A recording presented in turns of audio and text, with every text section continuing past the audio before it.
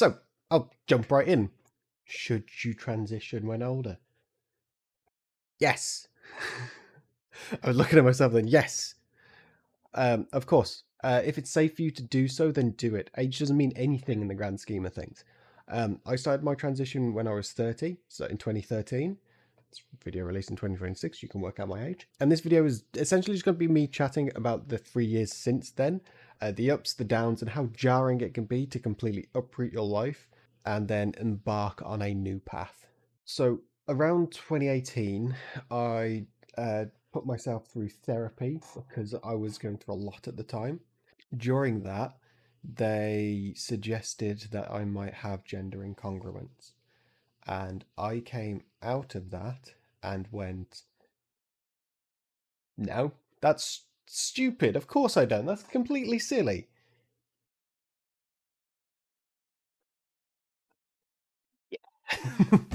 So looking back, the one word I'd use to describe my life pre-transition is disassociation. I felt like I was coasting through what people expected of me. Like I was watching somebody else live my life. I was prone to the huge anger outbursts and periods of like self-destruction, where I try and uproot everything. I didn't know what was wrong in my life at that point, so I seemed to just keep pushing people away and destroying things that I had built around me. When COVID hit, I finally decided to try to start being me.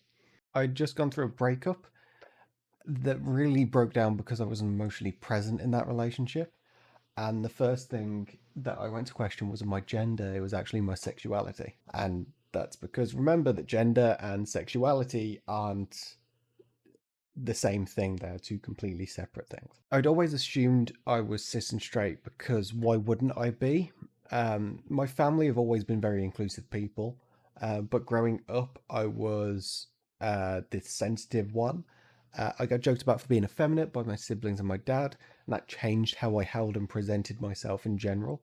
But because I'd never saw myself as somebody who was different, and I never felt safe enough to ask the questions that had sort of been burning underneath the surface that whole time, it was just pushed away and ignored. Experimenting after COVID had only left me with more questions, to be honest. I know I wasn't straight, I wasn't bi, I wasn't pan, and so I was really struggling with the identity of my sexuality. And so when I finally came to terms with everything, I decided to just say that I was queer. I like men, women, everything between, extra, and none of the above. That whole topic, honestly, could be its own video.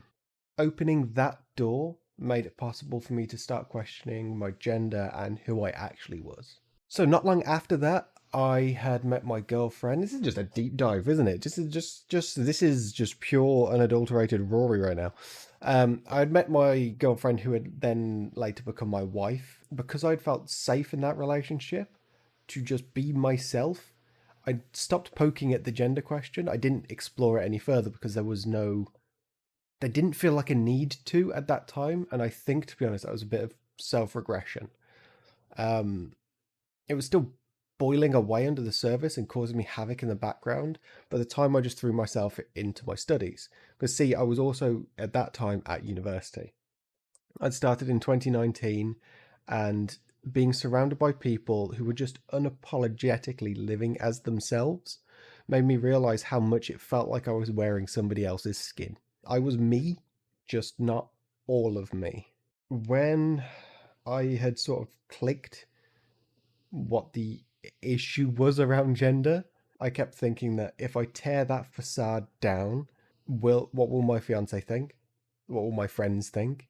And will all of them think that I'd just been lying from the moment we'd met? So I buried myself in my degree, and which, I mean, it did work. I came away with a first class with honors, just flex. And I graduated in 2023. Me and my girlfriend, I think fiance at the time, had just had our first child together. So this was my second child at this point, and I had turned 30 in that year. At the end of it all as well, straight out of university, I secured a decent job. And for the first time in years, the battle of life was quiet. That whole noise of everything that goes on with like job, university, like the pregnancy part of it. Like I knew what I was doing with my first child in terms of like the early years at least. It just all went quiet, and suddenly I was just left alone with myself and my own issues. That's when I asked the question, was I really living as me or as someone people had expected me to be? The job, the wife, the kid. And I had to look at that quite deeply. It was around October, I think, in that year that I finally just spilled everything to my fiance. I don't even remember what I said exactly. We were talking about something, and to be honest, I think I just started to just there was like something that broke the dam, and it just all came out. I remember just saying that I wasn't a guy. I haven't felt like a guy for a while. I didn't know what I was at that point, but that I needed to find out. She was incredibly supportive, and I know I'm privileged in that. My family supported me, my friends support me. I still remember one of them saying, "If this is a joke, I don't get it, but if it isn't, pop off, Queen, go be you." And the ease and simplicity that my friends took with it, they just swapped and changed. It was just so freeing and amazing. So, as some trans people do, they go through a gender fluid stage before they settle. So I described myself as gender fluid for 3 months until realizing I'd only, in those 3 months, presented more as femme. And it was rough. My baby trans phase, I basically was trying to speed run who I was actually, trying to catch up on the 30 years of growth. Um, I was trying my clothes, makeup, fashion, what I liked, what I didn't, trying to learn that sense of self that truly builds a person, makes their entire being come alive. At this time, I took thousands of pictures of myself because it was the only time in my life where I really wanted to see myself for who I was. And that's been like the craziest awakening as well, is just being happy and seeing myself. Somewhere in those thousands of photos, if I can find the photo, here it is. If not, here's Pomney. Um, I took one, and for the first time, I actually saw like the spark in my eyes where I saw me and could see that journey ahead of me to being like 60 years old, old old woman getting ready to retire. I really saw that like ahead, and it was freeing, so freeing, being able to watch makeup tutorials without any of this weird societal guilt, slowly presenting more as myself around my friends and family, and just existing. I was finally there, stood in the room, being able to see myself in the mirror. There's one memory I have as a kid. This sort of seared into my brain, and I think looking back, it makes more sense. We had this mirror in our bathroom that was just a bit too high for my age at the time. I think it was about 8 or 9. So I'd stand back and I'd stare into the mirror at the person looking back at me, and that never felt like me. It felt like I was watching myself watch myself. It was a bit odd, but and that never went away until I started transitioning, until I saw myself, and I saw myself. I see myself. I can see myself on this camera now. I can see this recording that I messed up earlier right here. I see myself in the pictures and the images of me. I look in a mirror and it's me looking back. I never want to take away that feeling of pure trans joy, because circling back around to that original question, whenever people ask you if they should transition later in life, if they're too old or too past it, no, you never are. It's the joy that you get to have and hold on to, the joy of just existing as you and of just simply being. That's all yours to experience and yours to go out there and get. Now, that's the good. There's so much good. There is so much good. But there has been downsides along the way. It's not all been sparkles and eyeliner. So when I came out at work to my interim manager, in his infinite wisdom, he decided to tell my line manager before I did. I only found out after I came out to the entire team, and that felt like such a violation, as well as actually illegal. Go look at the laws. As well, I've always been happy answering questions if they're genuine with the transition. If I can stop ignorance becoming bigotry, that's something I'm happy to try and do. Some questions were thoughtful, some were deeply personal. Apparently, a lot of people want to know if you're just getting it chopped off. I don't know why people think that's a decent thing to say in a normal conversation. Then later on in that same job, we had 20 graduates join the company, age between like, I don't know, like 18 to 25, I think. But they were amazing. And if they're watching this, honestly, I loved every single one of you. You were all amazing, wonderful people. Just great to work with because they just accepted me. I introduced myself as me, and that was it. There was no weirdness, no treating me differently or anything. If they had questions, they were kind, respectful, and generally wanted to understand my journey. It was incredibly freeing to work around because on the other side of the business, there was rampant misogyny. I updated all the work systems. My photo went from nothing, I think, to me. My signature changed to she, her. My name was feminized on the system. Everything was updated all at once. And suddenly, the people that I joked around with for years started to ignore our emails. People were starting to loop my managers into basic conversations and talk to them ahead of me, talking over me, over explaining topics that I was quite literally the expert on. That wall of misogyny hit me like a truck. And the worst part of it all, the bit I really hate is it was affirming. And I fucking hate that. How dare misogyny affirm my gender in any way? How dare other people's lower opinion of me make that part of my brain go, they see you as a woman? Because I spent 30 years benefiting from a system of being a straight white male, and looking back, I feel really guilty that I could have played a part in that system in any way. I really hope I wasn't, and looking back, I know that I wasn't the best at times. Then, trigger warning for SA, by the way. So click ahead to the time shown on screen if you want to skip that part, but I'm not going to go into detail. In December of 2024, on my way to work, I was sexually assaulted.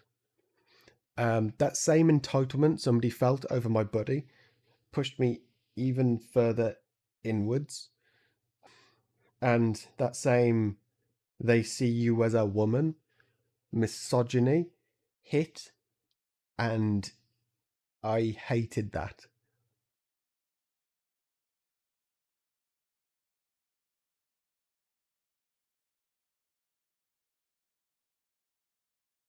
And it still gets me to this day. Trans women and cis women will always have different experiences. But my fucking god, the overlap of that Venn diagram is fucking huge. There is so much shared experiences that we can learn from. So, cycle back a little bit. I actually got married in November of 2024, and I'm incredibly grateful that I got married as myself. I got married, femme presenting. The registry service were amazing, and I love them for it. Um, but the cracks in that relationship were already starting to show. We were moving in completely different directions. I was trying to become who I really was, and she just didn't want to come with me on that journey. My transition wasn't the only reason the relationship was breaking down, but it made it even more impossible that we were moving in such big different directions. Eventually, because of that whole situation, my self esteem just completely disappeared. For like half a year, I barely presented as femme anymore, and I'd lost that joy that I had tried to, hold on to. But thankfully, my friends at the time and my current girlfriend have really helped me find it again, and I've realized that experience of trans joy will change over time, and it will grow and it will mold into different things, and it will encompass so many parts of your life. And I'm just sort of riding the wave of my life now, and I love it. I genuinely feel more like myself now than I ever would have if that relationship had have continued. So I'm still a parent. I have two kids. They're young. They understand my transition in the way that they need to, and those conversations will obviously keep changing as they grow up. So I know quite well transitioning later in life with parenthood can make it feel even more frightening. You aren't only wondering what it means for you, you're worrying about what it'll mean for your children too. But children don't necessarily need to complicate every detail. They need honesty they can understand, they need consistency, and they need love. Um, by God, do they get that? I don't want to talk much about my children online. I don't. I keep them from a lot of things. If you ever see kid stuff in the background, this suddenly should make a lot of sense to you. I've wondered how that appears for a little while. But their lives are theirs, not content for me to share. So I hope that people respect that boundary, and I will never cross that boundary. So I've rambled for a little while, but hopefully, somewhere in all of that, there's something that helps somebody, or maybe I just needed to shout at a camera. Some things happened because I'm trans, other things would have happened anyway, but became harder because of how the world now sees me. But every single morning, I get to wake up as myself. I get to share that life with the people that I love, and that's incredible. So, transition when it's right for you, whether that's 19, 23, 31, 47, those are all prime numbers. Whenever you're safely able to walk through that door, that's your journey. I have 100 regrets about not doing it sooner, but they pale in comparison to just still being able to live my life how I want to today. That's that's it, I think. Sorry if I've kept looking down here. I wrote out all my notes because I had a lot and I had to trim them a bunch and everything. Um, so sorry if I kept like looking away, looking down, or anything like that. It's very hard to talk about a lot of these topics. Yeah, honestly, any questions, pop them in the comments. If you want to see more videos like this, leave a like, subscribe, tell me you want more. I'll happily talk about my experience in later life of exploring my sexuality. That's a deep dive. As well as anything along the trans journey spectrum, I am completely happy to talk on. Obviously, everything is my experiences and how my life has gone with it. I will never talk for the entire community because there is such a wide and vast range of people that I've met, and they're all friggin' amazing, everyone that I've met. So, take care, have fun, and I'll catch you guys in the next video. Bye bye.